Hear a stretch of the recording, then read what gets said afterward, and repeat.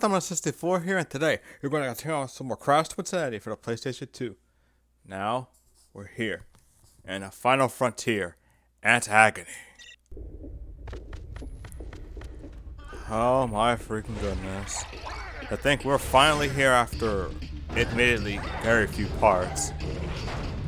It's kind of crazy though, because like, this really is it. This is it.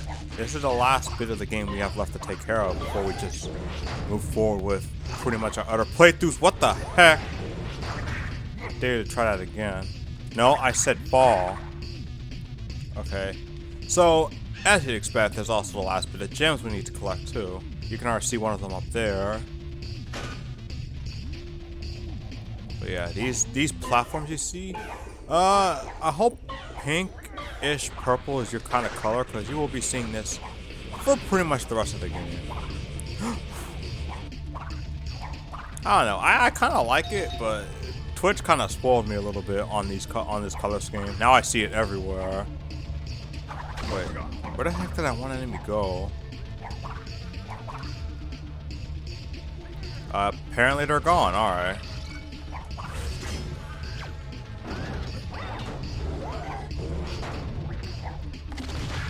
Okay, I wasn't off. Let's go. But it's just crazy, because like, nah. I'll just move forward with that. But what I will say though is that these enemies are a little weird. Like, they're cool by design, but how you actually hit them is kind of weird. Like, obviously you can't just jump on them, but like, ooh, be careful with that here. Yeah, you can jump on those and break them. Like, I don't think Crash is that heavy. At least doesn't look like he is. Like, I can imagine he's buff, but like, I can't see him being like crazy heavy or anything like that because of it. But before I delve into a topic like that, just trust me, there's almost no getting out of that. Let me warn you right now. One thing I will say is that this is probably the most creative the team has gone with the gem placements. Like, think about it. Like, you have this whole area here that you need to traverse through. Somewhere behind here, though, they expect you to just like actually break off the path to collect the gem. I know it's simple, but that doesn't necessarily mean it's bad. Because like conceptually, it's still pretty much the same thing. You want that, you have to go out of your way to get it. Same with the extra lives. It doesn't really feel like they just put it in there for the sake of just putting it on there, making the game already, which I would argue is already pretty simple to play through. But that's also not a bad thing. I think a game with proper instructions, like at least with the way I think Twinsanity has done, just makes up for it, in my opinion. Because like, especially if it's like done in a way where it's like, okay, we're gonna give you everything you need to know at the beginning, we're gonna give you some applications on it afterwards, then we're gonna take it to the next level. If you want to explore a little bit, you should either take what you know or learn a bit more, and then that's just it. That's all it takes. It doesn't really feel like, it doesn't have to feel like, oh, you know, you gotta learn like 6-7 different things to get through the first part, and then when you're done with that, learn something else again and just, you know, repeat, like ladder rinse repeat that way. It doesn't feel like it's repetitive in a sense, is what I'm trying to get across here. It just, you know, feels simple to the point, as it should be. I'm gonna try to make it over there. Well, that sure as heck didn't work, but okay.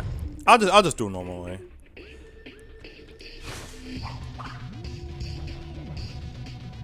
There. Happy? At least you get to spin around. But this is actually pretty much the longest level in the game, because technically it's a hub world, or at least it should be taken as if it was one. And it's like, it's technically like 3 whole levels in one, I'd say. 3 levels. Some might argue 2, and that's perfectly fine. But I say 30. Oh frick, these things you can fly. They're just annoying. Like you can pretty much skip them entirely, like with some of the other enemies in the game. But it's like, it's not like those freaking bug type enemies in like Halo 3. What? It's not like those bug type enemies in Halo 3 where it's like, alright, that was definitely not the way you're supposed to do that. Anyway, it's not like those enemy bug types in Halo 3 where like, even if you do try to avoid fighting with them, they'll find their way around you simply by, are you serious? Simply by just flying around like 1 or 2 different spots. I kind of forgot what the names were. Like, the enemies in Halo 3 were memorable, I just don't know their names. I think they were pretty cool though. I really do wish that maybe someday I'll actually do like a Halo playthrough or something like that, because like that, the stuff like that is, but I absolutely can't do that one by myself. Like, Halo is definitely a game where it's like, you can play it by yourself, you can enjoy the story and everything by yourself, but the gameplay screams multiplayer. Like, it's not necessary, it's not required, but I do think it'd be a pretty great addition to have when it comes to making like either playthroughs or just generally just playing the game. Because I promise you, Halo is that game. I'm never doing that again. Halo is that one game, one series rather, I could think of when it comes to playing with friends on like story mode and everything. And that's something that's also pretty cool. The fact that you could play a story mode with your friends. But at first, I thought that was something like super revolutionary and all that. And to me, it still is. But it's like, oh gosh. What? I'm pretty sure I hit it, yeah. So, yeah, so it's like, to me, it was like pretty freaking cool that I'm able to actually enjoy stuff like that with my friends now. Okay, so anyway, what you're supposed to do here, like, just to break it off for a little bit, what you're supposed to do here is that you're supposed to hit this thing over here and make sure it touches the, like, the switch over there. But yeah, if there's one thing I've definitely enjoyed within the way video games have evolved, it's the fact that you're able to actually take multiple players into like story mode and everything. Come on, I hit that. I know I did. I mean, just think about that for a second. Something that's normally like not for like by yourself and it's just made to enjoy the story, you can enjoy it with someone else too. Don't that sound fun? Alright, if I fail one more time, I'll just get to the part where I actually... No, I didn't fail it yet. Screw it.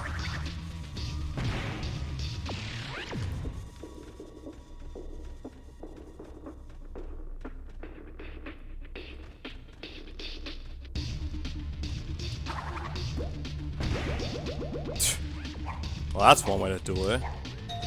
Alright, but as I was saying, like, just the idea of co-op in story mode is actually pretty sick. Now, I will say this though, while I am pretty excited that we are moving into like doing more multiplayer stuff for like story and everything, one thing I can't say I'm down with is when the gameplay screams that you should be doing this on multiplayer, and then they give you limited multiplayer options. Like, what sense is that?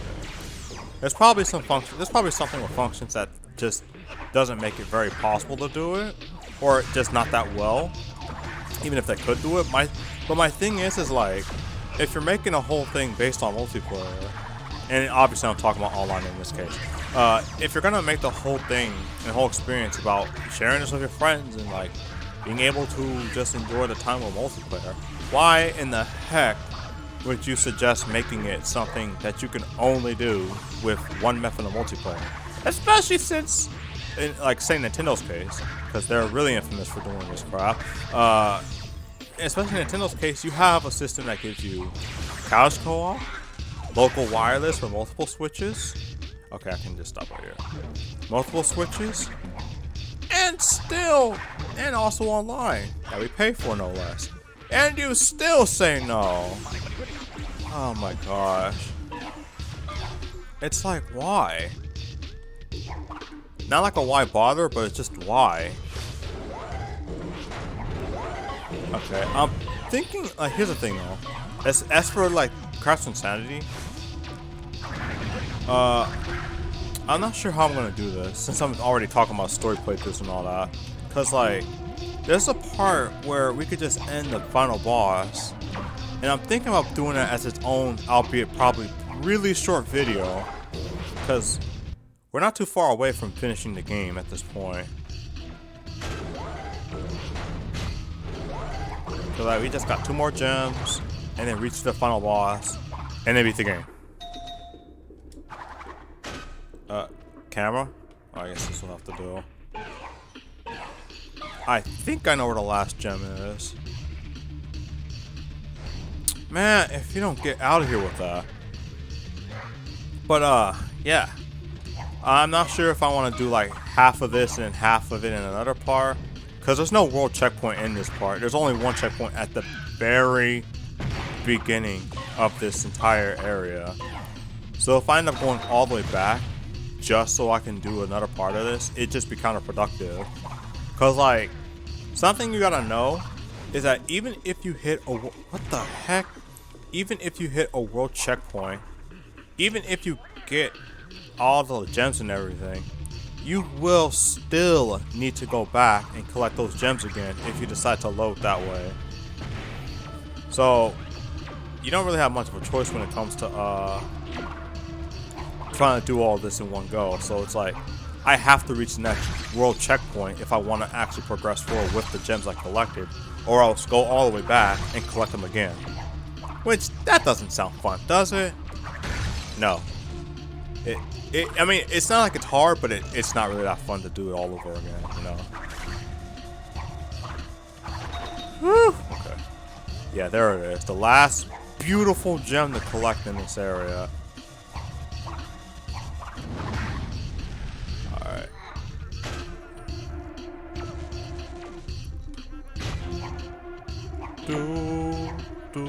Oh god. Oh. Wait, can I just jump down there? Oh, okay, okay. Not doing that again.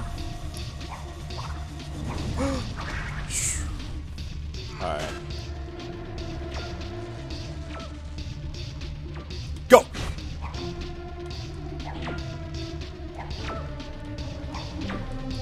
Alright. This is pretty much it. And ladies and gentlemen, we have now finished 90% of this game. We're not done yet because we still need to collect the final boss's heads. Hopefully that didn't sound too bad. Like, this game has already made its own fair share of like mature jokes, but if I go that far, I don't know. Oh my god, I'm really stretching it so freaking far. But yeah, I'm just really excited to be able to actually move on with like CTR and stuff like that, because you guys already know how much I love that freaking game. I would have loved doing some online videos too with that game, but it's like okay, basically the situation's better now, but what happened back then was that at some point when the PS5 came out, playing online was actually pretty freaking difficult to do.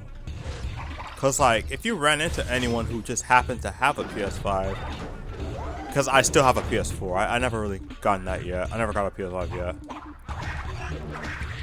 If I do run into someone with a PS4, or someone who has a PS4 and run into someone who has a PS5, you know what I mean. Basically cross-gen. Like, if I run into a cross-gen situation like this, chances are I'm either gonna face a disconnect or a really, really awkward online experience, which definitely did hurt my hurt a little bit of the fun of the game at that point. But they did, I guess they did like a shadow fix for it, because it's not like they noted anything on it or anything, but it seems like the issue isn't really there now. But my point is, I'm just glad that that's over, so I can be able to actually enjoy some online. The only reason, and that's mostly the reason I didn't do like any online videos till then. Also the fact that I have a new PC and it's actually freaking nice. I still feel like I haven't delved into it yet. Also, I believe there's a cutscene coming up. Yeah. Oh my, I almost forgot. The treasure! Our treasure. Yes, we are rich! That treasure is stolen property. It's a little late to develop a conscience, Doctor. Personally, I don't care, but I think he might want his gems back.